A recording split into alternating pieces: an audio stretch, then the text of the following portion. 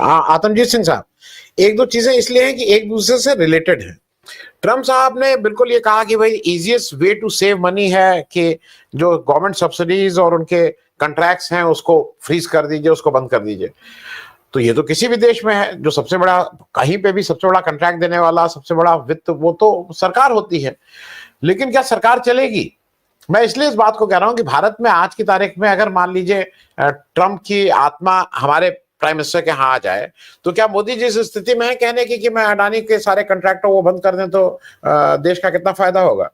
हम तो अभी एलआईसी का अकेला एक, एलआईसी ने बॉन्ड निकाला सबके लिए, उसका एक ही खरीदार निकला और वो खरीदार एलआईसी। तो क्या हम इस स्थिति में, एक दूसरा मैं एक थोड़ा एक क्वेश्चन और पूछ लूं, इसको बढ़ा दूं। सतीश झा साहब चले गए, उनका जहाज था। चाइना से के प्रधानमंत्री से ट्रम्प 1.5 घंटा बात करते हैं। पुतिन आके खुद बयान देते हैं कि मेरी लंबी बातचीत हुई और ट्रम्प से मेरी बातचीत हुई, और मैं ये भी उन्होंने बताया कि भारत के उसमें ट्रम्प ने किस तरह से बीच बचाव किया और ट्रम्प ने किस तरह से सीज फायर कराया। ये पुतिन कह रहे हैं। पाकिस्तान को ग्रेट नेशन ट्रम्प कह रहे हैं। चीन से 1.5 घंटा बाद ट्रम्प कर रहे हैं। मैं थोड़ा इसमें नहीं समझ पा रहा हूं। जैसे सुनील जी ने भी कहा कि भाई ये व्यापारी है मस्क। अरे तो व्यापारी तो हमारे ट्रम्प जी भी है। मैं वहां गया तो ट्रम्प टावर, हर मतलब ये तो व्यापारी ही है।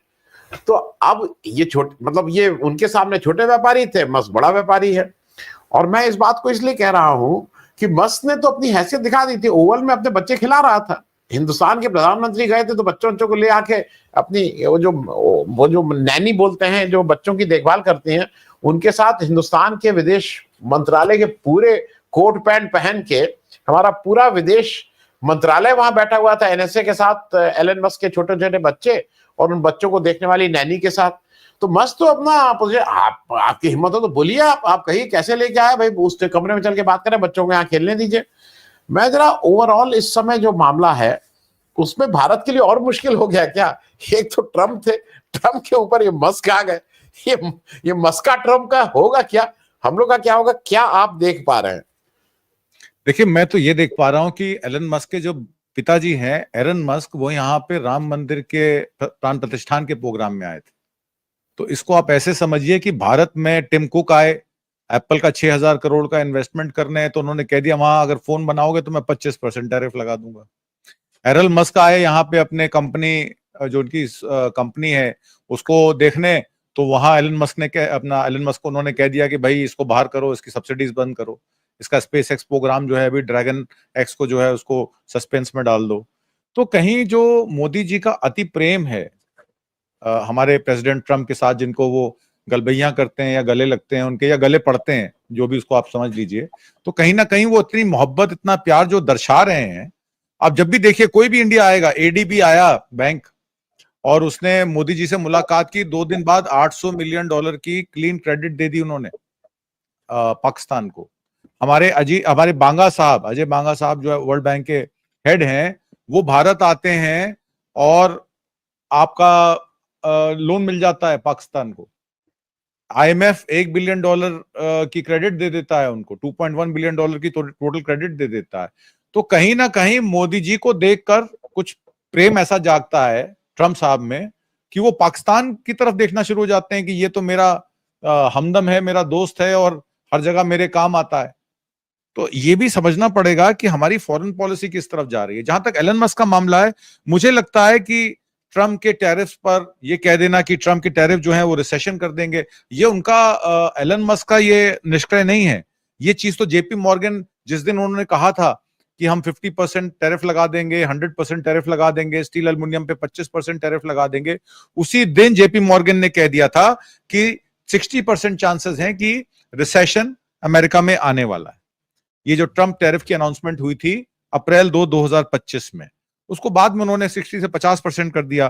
पेन वाटन बजट मॉडल प्रोजेक्ट जो है वो कहता है कि इन टैरिफ्स की वजह से जो जीडीपी है वो 6 से 8% तक गिर सकती है। वेजेस 5 से 7% तक इफेक्ट हो सकते हैं। Middle class income house hold $22,000 से $58,000 तक इफेक्ट हो सकती है। कांग्रेशियल बजट ऑफिस ने भी ये नोट किया कि 0.4% rise in inflation due to tariff हो सकता है। टैरिफ जो इफेक्टिवली यूएस टैरिफ रेट अगर आज हम लें 2.5% से इस समय 15.1% पे है एज ऑन जून 1, 2025। ये रोल बैक्स के बाद मैं बता रहा हूं आपको, जिसमें 25% टैरिफ कई जगह रोल बैक किया गया, चाइना के साथ 10% टैरिफ की बात की गई। तो ये जो स्टीप लेवीज थी 145% चाइनीज इंपोर्ट पे, 25% कैनेडियन मैक्सिकन गुड्स पे इंपोर्ट पे, उसको हटा के मैं बता रहा हूं कि एवरेज टैरिफ जो है 2% से 15% है, जिसमें मात्र 15 से 20 बिलियन डॉलर की एडिशनल इनकम का बात चल रही है। टेस्ला का शेयर पिछले 3 महीने में 14% प्लंज किया है, 150 बिलियन से 200 बिलियन डॉलर उसका शेयर प्लंज किया है। वो खुद कहता है कि मेरी कंपनी अब डूब जाएगी। गोल्डमैन सैक ने खुद कह दिया है कि 5 लाख नौकरियां ले ऑफ 2025 में कंफर्म है अमेरिका में होंगे। तो एक तरीके से यह कहा जा सकता है कि आप अगर 200 बिलियन डॉलर का नुकसान कर रहे हैं इकोनॉमी का, तो उसकी रिकवरी आप सिर्फ 4.5 और 5.2 ट्रिलियन की बात कर रहे हैं, वो भी 10 साल में, over a period of 10 years. तो ये रिकवरी कभी होगी नहीं, जिस तरीके का अमेरिकन इकोनॉमी को नुकसान हो जाएगा।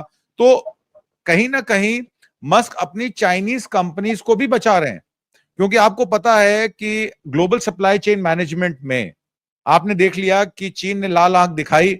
टीवीएस, बजाज, हमारी तमाम जो ईवी मैन्युफैक्चरिंग कंपनी है, टाटा को छोड़ के, टाटा ने अपना पहले ही इन्वेंट्री बिल्डअप कर लिया था मैग्नेट्स का, तो टाटा की कर्व को छोड़कर बाकी गाड़ियों की प्रोडक्शन को लेकर सब चिंतित हैं कि ये गाड़ियां बनेंगी कैसे अगर हमें एसेंशियल सामान नहीं मिलेगा।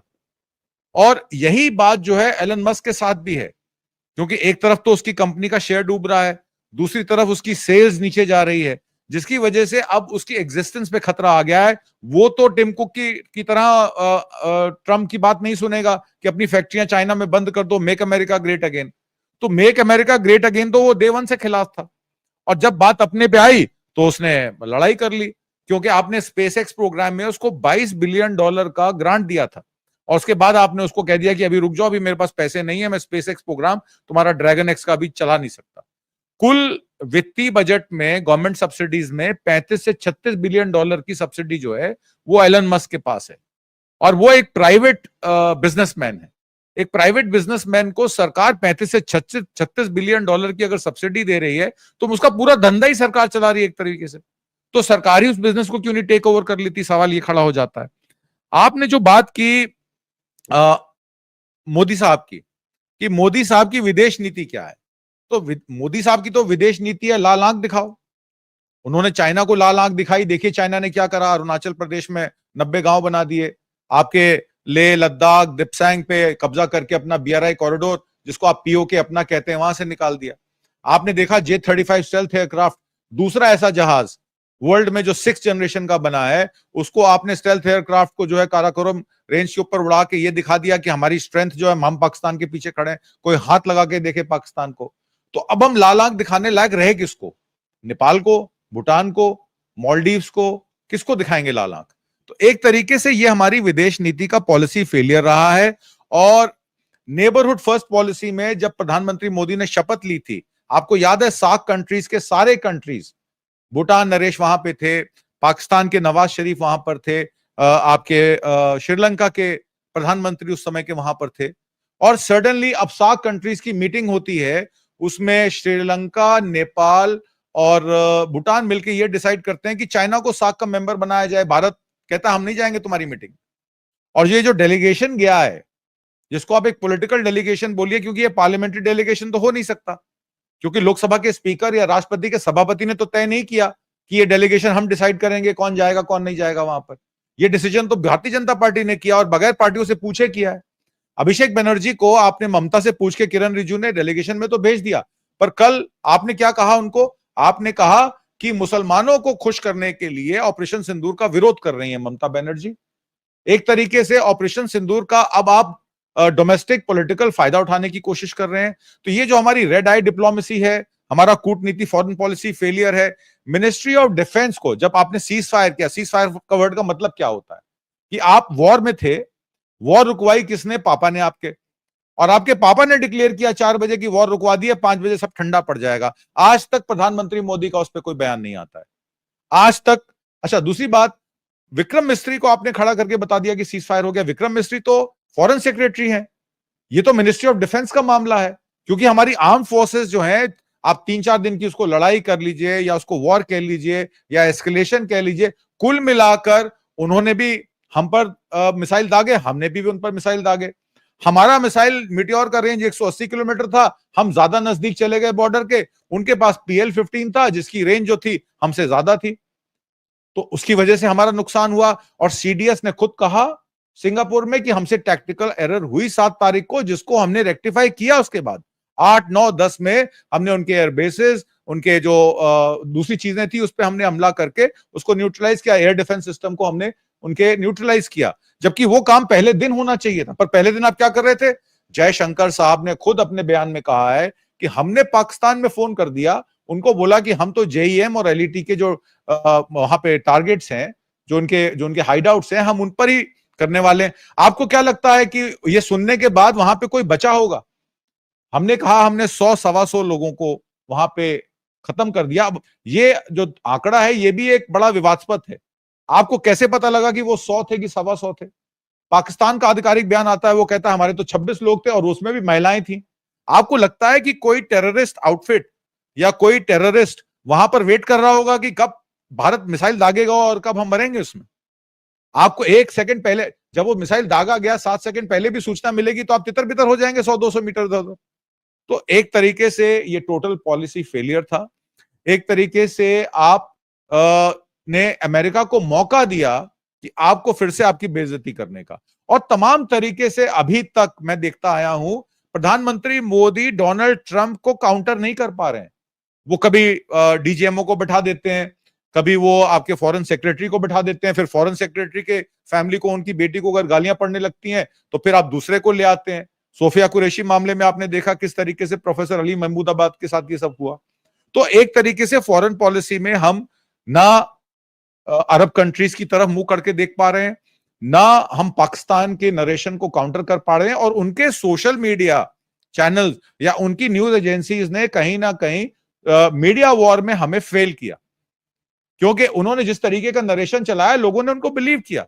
और आज पूरी दुनिया उनको पैसा दे रही है, उनके साथ खड़ी है। आपके साथ एक देश खड़ा होकर आपके साथ कंधे से कंधा मिला के बात करने को तैयार नहीं। और प्रेसिडेंट डोनाल्ड ट्रंप की जो बिजनेस करने का तरीका है, वो एक बहुत बड़े बिजनेसमैन है, उनका जो बिजनेस करने का तरीका है उसमें जब वो देखेंगे कि कोई मेरे साथ खड़ा आदमी लाइबिलिटी बन रहा है, वो खुद ही उसको दरकिनार कर देंगे कि भाई तुम थोड़ी देर के लिए दूर हो जाओ, तुम्हारा काम मैं बाद में देख लूंगा। तो एक टैक्टिकल पोजीशन है एलन मस्क और डोनाल्ड ट्रंप की, है दोनों ही थाली, एक ही थाली के चट्टे बट्टे, ऐसा मेरा मानना है।